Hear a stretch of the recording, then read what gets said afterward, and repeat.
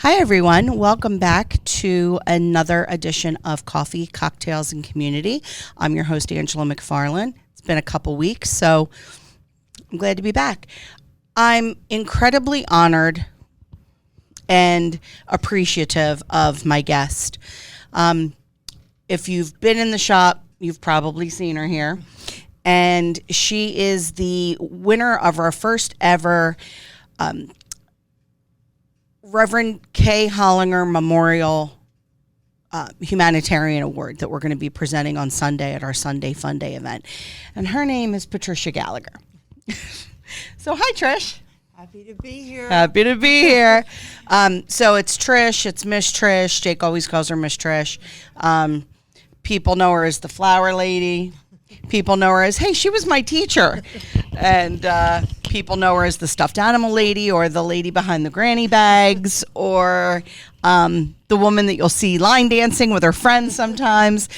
But no matter how you know her, what you walk away knowing is that she's probably heaven sent and one of the most giving and loving souls you'll ever meet. Oh, no, that's quite an exaggeration. It is but not. We're good friends. So it is thank not. you. Yes.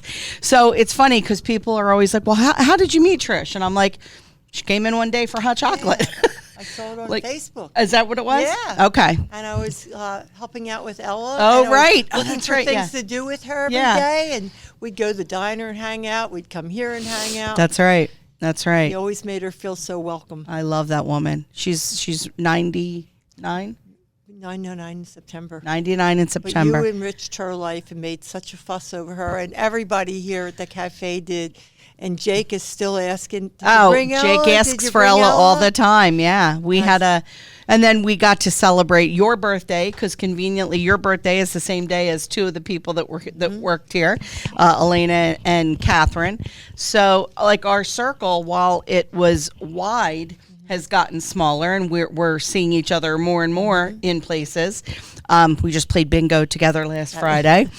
Was that not? That was fun. It was fun, but it was cutthroat. Oh, it was cutthroat. I'm like, what? It was a little stressful, don't you think? It was. You and I weren't experienced. No, I didn't know. I was proud of ourselves. I was too, but I didn't know that you're supposed to bring your own dabbers. No. And like you apparently have a bingo kit. I thought I'd just show up with my effervescent personality and the rest would take care of itself. No. And we didn't know about bringing food. No. There were other tables that had good snacks. They had there was a table over here that had a buffet. good china. Actually brought real plates. Yeah. Oh my God. An actual charcuterie board and like good plates and real wine glasses. And I'm like drinking out of a water bottle and I got Chick-fil-A or something. And I think you got something there, right? Piece of tomato pie or something? Somebody brought cookies. I think that was our only snack. Of course. But that was we'll Linda. do better next time. Yeah, exactly. Next time I'm going to pull out the stops. You know what else you did? What's that? You had the 98th birthday party surprise for Ella. Oh, that's right. Where a lot of your friends came and gave her flowers and gifts and the cake and everything. Forgot about that. You're not just helping the special needs, you're helping the elderly population too. This isn't about me, Patricia. I didn't realize what you were saying, but I'm saying how much I enjoy being here. Thank you. Thank you. So tell me, tell us. I know a lot of the story. Yeah. And you can find out extensively about Trisha and her different ventures and the things that she's done. She was on Oprah. She was on Hoda and Jenna. Was it Hoda and Jenna or Hoda and Kathy Lee? I was on both. Oh, excuse me. She was on both. No, it was a lucky year, or a slow year for the media. I don't think so. CBS News several times. Live with Kelly and Ryan, which that was the most. Was that the most recent, or was it Jenna and Hoda that was the most recent? Yeah. But if you go to happyflowerday.org, you'll be able to read about everything that she does. So let's kind of just give a shorthand about how did the flowers start? And what started first, the stuffed animals or the flowers? The stuffed animals started first. My mother broke her hip or her arm or something like that, and I thought I would just go over for a couple of weeks and spend time with her. Well, that led to 5 years Because I just enjoyed living with my mother. We were at a different point in our lives. Right. My kids were grown. Right. And I was always trying to think of a daily activity. And she was very vibrant. She wasn't, I mean, she was in Sure. her 80s. So we'd visit. But she was a young 80, right? Yeah. Oh, she was volunteering at the women's prison and doing all kinds of things. But she had a lot of elderly friends. So we were going to different nursing homes. So I think that's how I kind of got interested in the elderly and Sure. helping the elderly, by taking my mother out. And then Okay. that led to other projects. And it was stuffed animals first? It was It was. Beanie Babies or something, right? Well, yeah, it was. The stuffed animals happened when I was living with my mother in 2009. And one day I just saw these books at the dollar store, like before Christmas in the Magi or something. And I said, Mom, why don't we call a couple of nursing homes and ask if we can read these stories to their residents? So we called 2, and they said yes, like that day. Yeah. So we got 10 copies of the stories, and we took them. But my mother said, well, don't you think we ought to bring some props so people could hold on to something, whatever we have in the story? So I'm down on all my Christmas boxes of my kids, and I'm pulling out their stuffed animals, but I'm not planning on giving them these grannies. Okay. We were just going to let them hold the prop, and if something Sure. came up in the story, they would hug it and hold it. But after the first nursing home, when we tried to retrieve the Christmas balls and the Christmas stockings and the stuffed animals, they weren't giving them up. But we needed them for the second nursing home. Why do you think they weren't giving them up? Because they just... They thought they were a gift. Okay. Because and a lot of the nursing homes that you go to have a population that maybe doesn't have the visitors, that's true. right, and the family that... Yeah. Okay. So when we went in, we said, oh, we're going to read a Christmas story, and everybody can hold a toy, my kids' porcelain dolls or Yeah, whatever. yeah. So they're holding them, but we took them back, as many as we could. Sure. Because we were going to another Genesis facility. Okay. But that night, I posted on Facebook how high I felt doing this. Yeah. And Cass Forkin from Twilight Wish Oh, Foundation that Love you Kat. met, Yes, such a doll. we were friends, but we weren't close friends. This Sure. was a long time ago. And she said, I think she said 150 stuffed animals Wow. new Wow. that they had, I guess, for a fundraiser or something.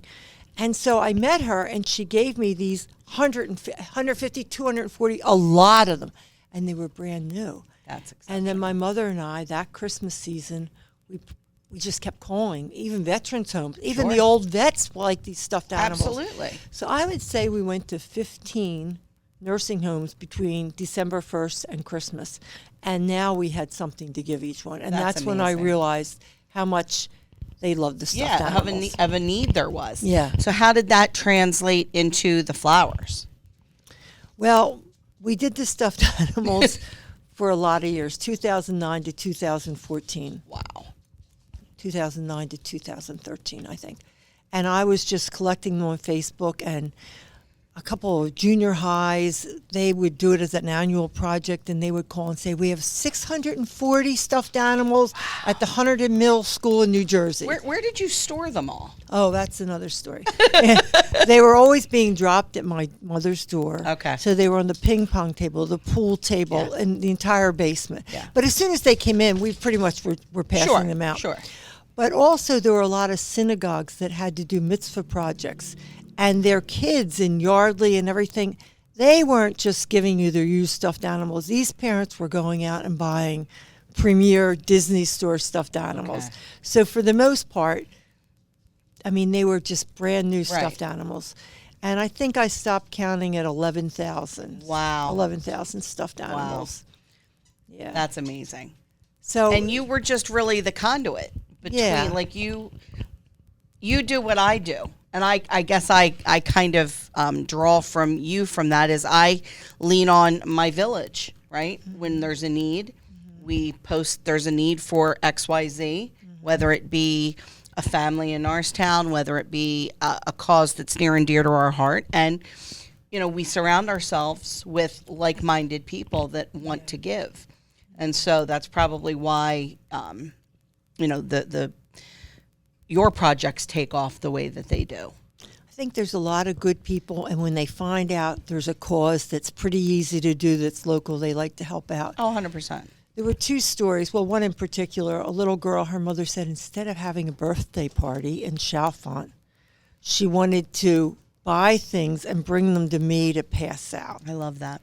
And then another mother in media, the same thing. Like instead of her daughter's birthday party, she wanted to come with us. The first family just dropped everything off. Yeah. And there were just so many families around Christmas time that sent me emails and said, rather than give to each other, rather than give to the family, they were Right. going to use their money that year to buy presents for me to take to. And these are shirts and these are pocketbooks and not just stuffed animals. What I love about that is modeling that behavior for the next generation. You know, these little girls or these parents, these children whose parents said, instead of doing this for your birthday, where it's, you know, there's nothing wrong with having a birthday party for your child, and there's nothing wrong with celebrating your own, but doing something of service for somebody else feels so phenomenal that I think what those parents are doing, and kudos to them, is they're really ingraining that in them, and then you're going to have your next round of Trishas and Chris Berkowitz's and Angela's, and you know, that's what's going to happen. I'm hope. sure they had a birthday party for them too, but it was a nice thought. I think one of the craziest things that happened is there was somebody from Philadelphia, and their mother was going to an assisted living in Atlanta.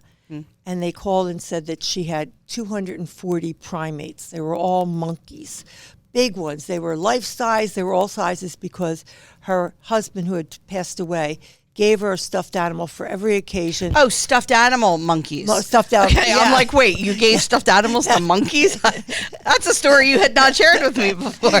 So there were at least 240 in this small, I think it was an apartment. And my mother and I, we couldn't even fit them all in the car. I bet not. But what happened was the lady moved to Atlanta, but she really missed Max. Max was the life-size one. Okay. And she wanted Max down in Atlanta. Oh, my gosh. So my mother and I were going to drive Max down to Atlanta. And even somebody on that Facebook doesn't surprise me at all. A Facebook friend, Jeff, said he would drive down with me. But her family didn't want her to have any more monkeys. I bet. They had cleared were like, out. nope, Max is not coming to Atlanta. So we did UPS Max to Atlanta, and it was very expensive. Wow. I forget how much it was, but they boxed them and they sent him on his way. That's funny. So now get us to the flowers. My daughter was involved with the nonprofit, and they had a fundraiser. And after the fundraiser, everybody got these beautiful bouquets. And I said, oh, where did you get them? And she told me where she got them. And she said, maybe you and Mom can do that. So I contacted Trader Joe's in Philadelphia, 21st and Market, and they said, you have to come down 6 in the morning, pick them up. So we were there at 6 before the store opened because they go through them at night. Sure. And we loaded the car, and we went to a nursing home in Germantown, and then we went to Town Manor in Norristown, and then we went back and got the ones we couldn't fit in the car. But when we went back on day 2, they wanted to see our nonprofit papers. Okay. Because they only donate to a nonprofit. Sure. And I didn't have that at that point. But Okay. I went back to my church that I went to in Doylestown, and they said, give a little talk next Sunday for 2 minutes about what you want to do. And everybody said, oh, this sounds like a great idea. And they allowed me to be part of their nonprofit. That's amazing. So that gave me the status. And you grow it from there. Mm-hmm. That's exceptional. Out of all the different things that you've done, the granny bags and the families, the countless families in Norristown that you have really been the conduit to get supplies to that needed it, by just kind of tapping into your merry band of angels, right? What are you most proud of? Actually, the team of angels. I wrote a poem in 1998. I think I was feeling overwhelmed about something in my life. And I had a few friends that had gone through some tragedies and things. So I just wrote this poem, and I wasn't an angel lover, never gave a hoot about angels, and never had an angel experience. But I said, a team of angels for the overwhelmed. Actually, I called it an angel for the overwhelmed. But my friend Terry said Oprah has a team on her side. So I changed it to a team of angels for the overwhelmed. That's it. And I said, I need a team of angels, Lord. I don't think one will do. Please send me all the help from high for what I'm going through. Guardians to watch over me and help my soul to cope. I'll do the best I can to pray and cherish gifts of faith and hope. And of course, I went to Office Max and made 1,000 copies. Of course you did. And then I had an angel pin made. And then I made 125,000 of them. And then I took my son on the road with me, and we went Philadelphia, Pittsburgh, Cleveland, Detroit, Chicago, Des Moines, Nashville, Knoxville. And we did presentations about angels. And but when I think back of all the projects, I wrote 300 poems for every stage of my life since 1998. That's amazing. Whether it was a team of angels to protect my children, a team of angels for raising good kids, a team of angels for starting over. So when I read those poems, it's almost like a diary of my life. Sure. And I feel proud that 125,000 people have this angel pin on their card. That's on a amazing. card. Yeah. So that's my happy place when I think of that. I love that. I love that. And you've written how many books? Well, never a bestseller, but I like to write. So I've written a number of books, yeah. And they're all available on Amazon, right? They are. Okay. Mm-hmm. You're so modest. And I think that's what draws me, because it was probably 6 or 7 visits in before I even knew that you had an actual website, that you had done all of this, like all these news shows, that you were on Oprah, which blew me away, because you don't talk about yourself, which I think also speaks to who you are as a person. Now, you're a mom and a grandmom, and you just traveled outside the country all by yourself to a country you've never been to, that you don't really speak the language of, and you spent 2 weeks or 3 weeks? 3 weeks. 3 weeks with a family you'd never met. Right. And had the experience of your life. That's all true. And I told you the whole time I was chomping at the bit. I would wait for you to update just so that I knew you were okay, because I was worried sick. Do you remember me saying that? I'm like, you don't know these people. You don't know them. And you said, I'm going with my heart. I'm going. I have my yellow fever shot and my visa. I'm ready. But all my friends felt that way. Like, they go, we're really concerned. Like, how do you know these people? And I go, well, I met the lady for 2 minutes after 7:15 a.m. Mass. They go, you only met her once? I go, well, no, she was at Mass the next day, and I talked to her for 6 minutes. And then, well, did you see her again? Well, yeah, we went to the diner to talk about the trip, but there was another person there. We really didn't talk about the trip. Yeah. And I really didn't know her. Did you drive to the airport with her? No, she didn't ask to drive, and I didn't ask to drive. And we just sat on the vinyl chairs, and we connected at the airport, and we talked for 3 weeks, and it was the time of my life. I mean, there are some times, and I do believe this, that when you know, you know. Right. If an opportunity is right, if an experience is right, if a relationship is right, and I think they're all divinely inspired, you know? Yeah. But I also watch enough true crime and listen to murder podcasts to go to sleep that I was like, was she okay? I was beside myself. But you came back almost, if possible, even more effervescent than normal. And I feel like that trip really filled your cup. It filled your cup. Well, you know, in February, at the end of February, I thought, I'm taking a break from the flowers. My daughter's going to have a baby. And I went, and I really just said, dear God, I needed adventure. That was the end of February. Well, God worked pretty quickly, because March 2nd, I couldn't sleep, and I went to 7:15 a.m. Mass. And this lady from Bolivia that has lived here a million years and goes to Mass every day and belongs to the parish, and her husband works at Merck, and she's retired from Merck. It wasn't like it was a stranger. Like, this was a lady that, and I knew where she lived. Right. So I just went knowing I knew enough about the type of person that she was. But it took a lot of courage or trust for her to trust me to come and stay with her family. And I said to her, well, why did you trust me? Right. And she said, well, when you came to Corpus Christi that morning, you said, oh, you were so glad to be back in the church, because this is a church where all your children were baptized. And you were so glad to see the altar where your parents were and your family.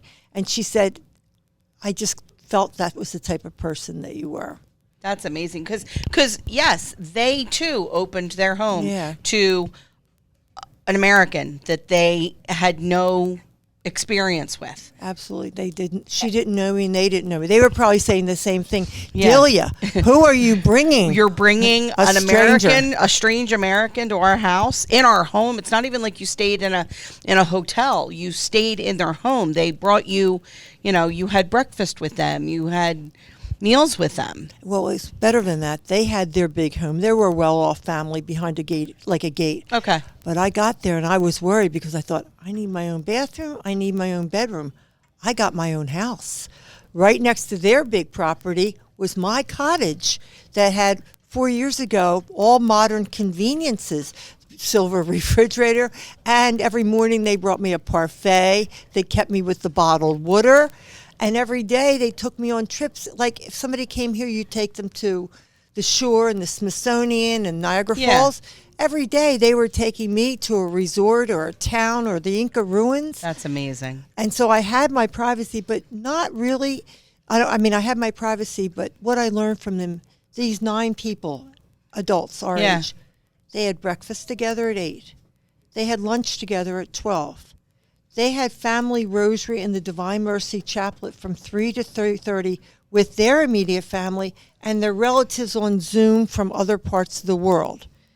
And then they had a dinner sometimes. But that was breakfast, lunch, dinner, and then the family rosary. That's amazing. And the reason they started doing that is during COVID, the granny who was 94 with dementia, who she was going down to take care of, she was lonely. So the family got together and said, every day at 3 o'clock, we'll all join Granny and do the prayer that she loves. And then after COVID kind of slowed down, they continued to do it. That's beautiful. There was so much love in that family I have never seen. And I saw a lot because I was with them all the time. Sure. They weren't arguing. They didn't disagree. They were so loving. Yeah. I'm not sure that resonates with me. I don't. I have a very loving family, but there's a lot of arguing. It was a trip of a lifetime, and they didn't let me pay for anything. I paid my airfare and my health insurance. I feel like that, like I said, that was divinely inspired, and I think the reason you had such a bounty of fortune come your way, it came your way differently. You didn't get a pile of cash for your good deeds, but you got this experience that you can then share with other people. And, if one person hears your story of a woman in your almost 72. I was going to just say late 60s, but okay. Aging gracefully, I hope. A beautiful, listen, her diet consists of hot chocolate with extra marshmallows and icing on cake and chocolate cookies, and she's thin and beautiful and tall. But I think if somebody else sees this woman in her 70s traveled outside the country alone and kind of followed her passion, maybe that'll encourage somebody else to do that. Somebody that's maybe afraid to take a step to check something off their bucket list. Yeah, I would say the saying that guides me is nothing ventured, nothing gained. Like if I didn't try it, I wouldn't gain anything. Sure. And I thought I knew a little Spanish and wanted to learn more, but when I got there, I realized that I really didn't know any Spanish. What did your kids and husband say? They really weren't shocked. It was my friends that were, but my family was like, "Oh, when are you going? Are you going to be away on Easter?" Yeah, I'm going to be away on Easter. Okay, we'll celebrate Easter the week before. No, because they kind of know you march to your own beat. Is it quirky? It's not quirky. I think it's you own who you are and you love experiences. Something that if you've ever sat with Trish and had a conversation, she genuinely listens to what you're saying and she asks questions. She wants to know things. She's constantly learning. Do you think that comes from being, a teacher when you were younger, or where does your curiosity for people and their stories and their experiences come from? I probably always wanted to be like you at the microphone interviewing people. You should have a podcast, the people you know. Way back when I wrote a book called Raising Happy Kids on a Budget, my kids were real little. Yeah. There were only 3 of them at that point. And my friend... And how many are there now? 4. 4, okay. Okay, so maybe they were 1, 2, and 5 or something. And my friend Paul and I thought we should have our own show called Mothers Talking. Oh, right. So we went down to Comcast.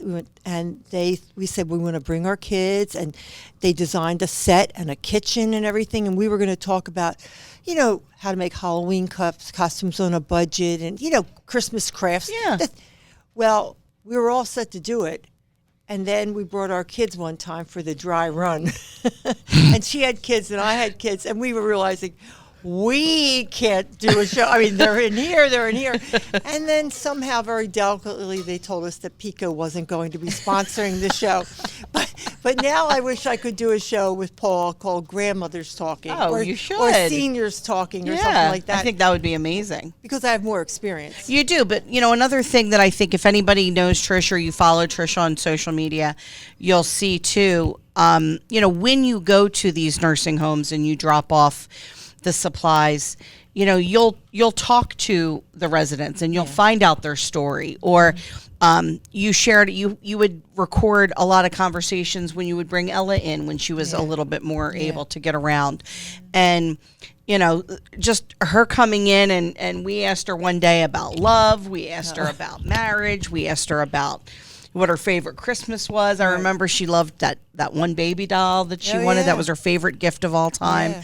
And you had the honor of taking an older woman down to her elementary school recently, right? She passed away right after. Oh, my gosh. Yeah. The funeral's on Monday. Wow. My mother passed away at 87 or 88, but her best friend was Lois. And Lois passed away not too long ago. But Lois had a sister, Aunt Diddy. So we called her Aunt Diddy. I didn't really know her that well. I've heard of her over the years. Okay. But she moved to a local senior swanky place. A senior swanky place. I don't want to mention the name. But I get it. I know. And so I guess it was December. I just thought, oh, Aunt Diddy's around. She moved up from Florida after 37 years. So I called her and I said, hi, Diddy, this is Claire's daughter, Trisha.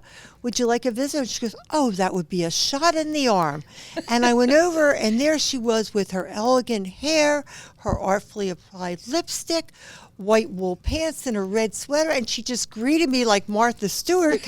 And then I got addicted to being with her. It was like once a week. It was almost like that book, Tuesdays with Mari. Yeah. Once a week, I would try to visit her because she was on the ball, and she had so much to offer. Yeah. But a couple of weeks ago, I said, is there any place you'd like to go for memory lane? And she said, I'd like to go to Little Flower High School. And she goes, that's where I learned all my experience, all my lessons for life. I called Little Flower and said, we had a 98-year-old alumni, and they said, bring her Monday morning. We went in, we drove down to Hunting Park. She knew exactly where it was. And they had a big bulletin board that said, welcome home, Dolores. I love that. And then we went through all the classrooms. We met the teachers. She spoke with a microphone, just a little. They would ask her a question, and she would speak. And they said, they said, oh, you're a treasure. And she said, no, I'm just an antique, but I'm getting better with age. So she lived a very short time. Our visit was just 2 weeks ago on Monday, and she passed away. But she was so beautiful. And in those visits that I had, I learned things I'll never forget. That's amazing.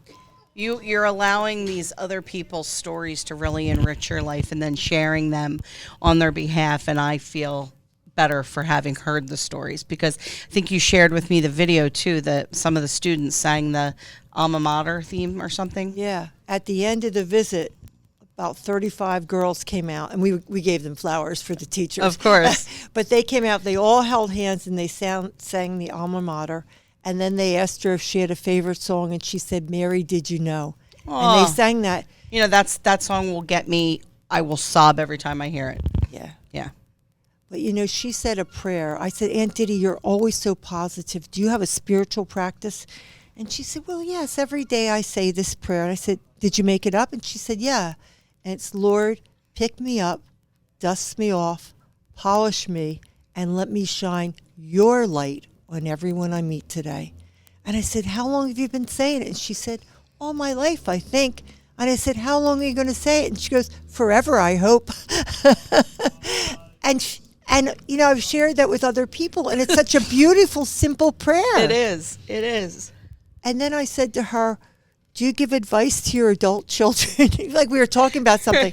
And grandchildren, all this wisdom. And she goes, oh, no. She said, my life is my sermon. If anybody sees anything about the way I've lived my life, they can take it. But I don't want to preach. Gosh. And then the third thing is when I said, you never complain. And she doesn't. She has a constant smile. And she said, I learned a long time ago that nobody wants to hear it. And it doesn't make me feel better anyway. Isn't that the truth? Isn't that the truth? So for all your friends out there, little love from Aunt Diddy. And for me, I'm queen complainer. I will stop now because nobody wants to hear it, and I feel like crap after I do it anyway. That's amazing. Yeah. Well, I hope that you've gotten just a picture of why we selected Patricia to be the honoree for the Kay Hollinger Memorial Humanitarian Award this year, because her story is exceptional. The way that she lends herself to tell other people's stories is phenomenal. She's a light in every room, and we are blessed to call you our friend. We are absolutely blessed to call you our friend. I feel like our paths would have eventually crossed, even had you not walked in here, because I can't imagine my life without you in it now. So, but what I really want to say is everybody on Facebook, your friends, my friends, have been the ones that have enabled me to do all the. Oh, I mean, everybody is so generous. But they're not. Respond. But listen, this is what you need to own. They're responding to you. Okay, it's because of who you are as a person. It's the plea that you're making. They know that you are a trustworthy, conscientious human being, that if they donate something to you, it goes to the actual person. You know, unfortunately, we live in a world where there's a lot of shysters out there, right? And that's not who you are. That's not who people think you are. So people are very generous, but they're being generous to you, and that's because of who you are. So I'm going to not let you tell me anything negative. It's people love you and we love you, and I'm so happy that you're going to be part of the event on Sunday, and that, you know, forever you will be the first recipient of this award, which I hope goes on for a very long time. And I know you. And I think that humanitarian spirit will carry forth in your children and your beautiful grandchildren, and just the impact that you make on everybody around you. So thank you so much. Thank you. And thank you to all your friends who quietly and humbly helped me, and everybody else. Thank you. You're very welcome. All right. So if you are interested in learning more about Trish and her mission, you can go to happyflowerday.org. There's a lot of great information on there. And, you know, Ava DeFiore wants to sit with you and just have lunch someday because she's so fascinated by your story. So, you know, if you have any questions for Trish, reach out. She'd love to kind of impart her wisdom on you, show her organization some support so she can keep doing what she's doing in the community, and come to our event on Sunday and see her be awarded this first time presentation. So thanks, guys, very much. We love you. Have a great weekend. Thank you. You're welcome. Bye. Peace.